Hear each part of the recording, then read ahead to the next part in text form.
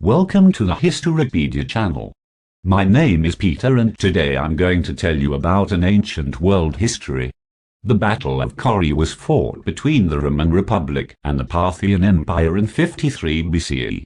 Here are the events that led up to the battle. 1. Roman expansion. In the mid-1st century BCE, the Roman Republic was expanding its territory in the Near East.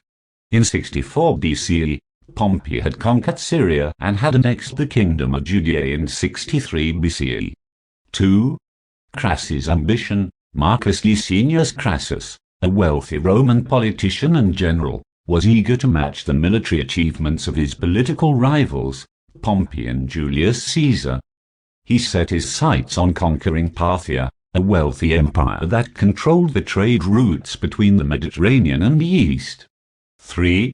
Parthian Opposition. The Parthian Empire, under the leadership of King Orodes II, was aware of Crassus' ambitions and sent envoys to negotiate with the Roman Republic.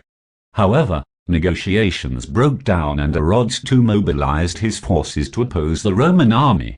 4.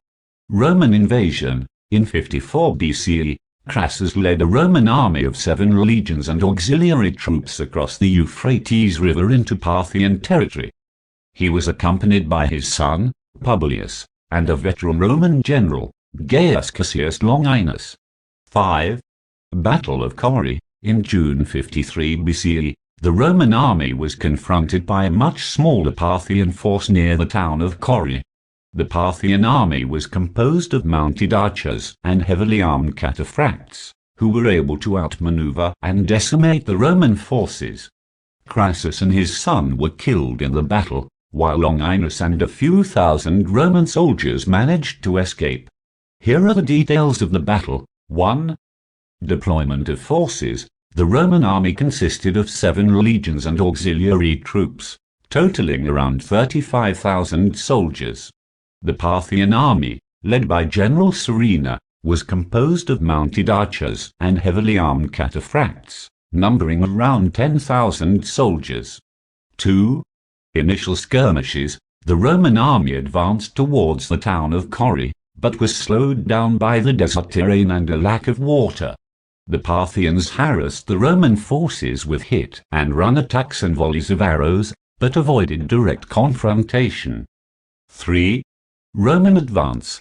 Crassus, the Roman commander, ordered his troops to advance towards the Parthian lines. The Roman infantry formed a shield wall and advanced towards the Parthian archers, but were slowed down by the sandy terrain and exposed to archery fire. 4. Parthian attack. The Parthian cataphracts charged into the Roman lines, using their lances and swords to devastating effect.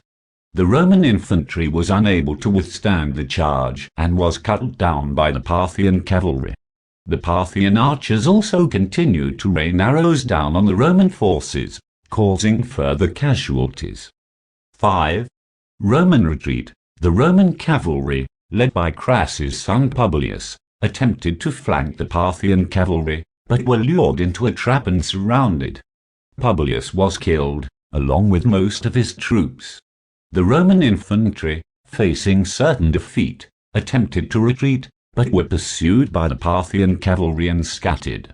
The aftermath of the Battle of Carrhae had significant consequences for both the Roman Republic and the Parthian Empire. Here are the details. 1.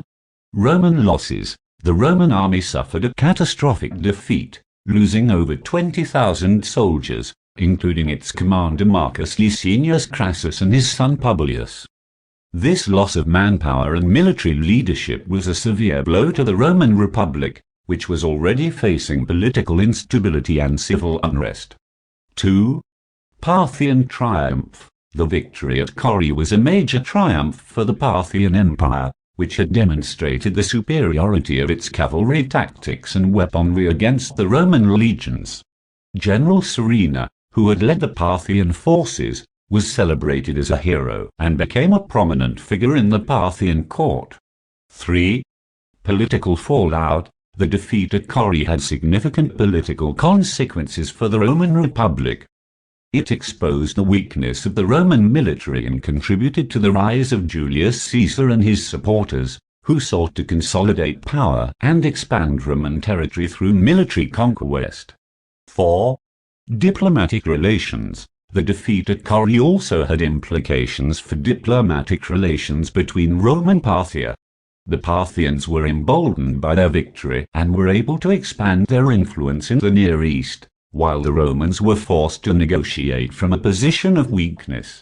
5. Military reforms. The defeat at Carrhae led to significant military reforms within the Roman Republic. The Roman army began to shift towards a more flexible and mobile cavalry-based approach, in order to better counter the Parthian tactics that had proven so effective at Carrhae. Overall, the Battle of Carrhae had a profound impact on the balance of power in the Near East and on the course of Roman history. It marked a turning point in the Roman Republic's military ambitions and contributed to the eventual rise of the Roman Empire under Julius Caesar and his successors. Thank you for listening. Stay tuned.